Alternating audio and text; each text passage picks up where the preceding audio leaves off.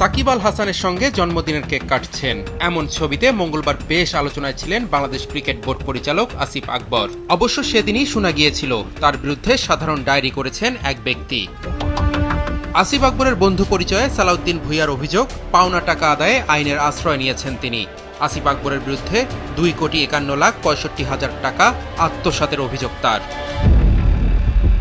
গত 10ই মার্চ রমনা থানায় এক সাধারণ ডায়েরি করেন তিনি, যেখানে উল্লেখ সালাউদ্দিন ও তার আরেক সঙ্গী ব্যবসায়িক প্রয়োজনে আসিফকে 2,90,65,00,000 টাকা দেন।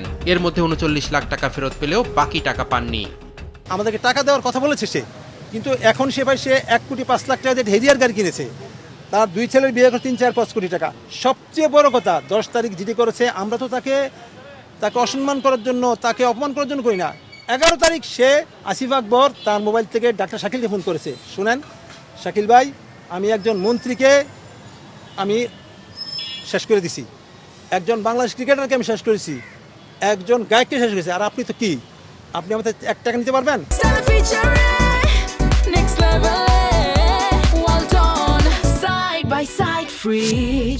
শুধু টাকাই নয়, ফ্ল্যাট দখলের অভিযোগও তিনি করেছেন আসিফ আকবরের বিরুদ্ধে।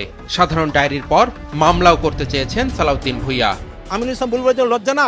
সে জেনে শুনে যে একটা লোক 15-16 বছর 17 বছর ধরে মানুষের টাকা দিচ্ছে না, এভিডেন্স আছে না? সে বিসিবির ডাইরেক্টর কিভাবে হয়েছে? সে কি ডাইরেক্টর হওয়ার যোগ্য? ডাইরেক্টর তার আপনার ক্যারেক্টার ভালো থাকতে হবে। তার ক্যারেক্টার ভালো। 10 তারিখ থেকে আমি না হলে 20 বার আমি থানায় এসেছি, কালকে রাত্রে আমি থানায় এসেছি, আর মামলা নিতে যাচ্ছে না।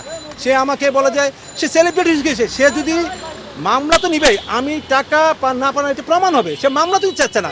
যদি এই মামলা না নেয়, ধরো আমি তো জানি এখন বাংলাদেশে এমন একজন প্রধানমন্ত্রী আসছে, আমরা তাকে ওমর রাদিয়াল্লাহু তাআলার মতো বলি, কেন কি তার মধ্যে হুসনে আখলাক, তার ন্যায় দরকার। তার বাসায় গিয়ে আমরা ওইখানে সবাই, আমরা যে ডাক্তার সহ আমরা যে 62 জন আছি, তার বাসায় গিয়ে এখানে আমরা অনশন করব। আসিফ আকবরের বিরুদ্ধে করা অভিযোগের জবাব জানতে যোগাযোগের চেষ্টা করা হলে বিসিবি পরিচালক জানান, জিডিতে কি কারো ফাঁসি হয়? আমি লন্ডনে আছি, এসব নিয়ে আগ্রহ নেই। ভাইয়া এসব নিয়ে কথা বলার সময় নেই। আমি 31 তারিখ ফিরবো, তারপর দেখবো। হ্যাঁ, থ্যাংক ইউ।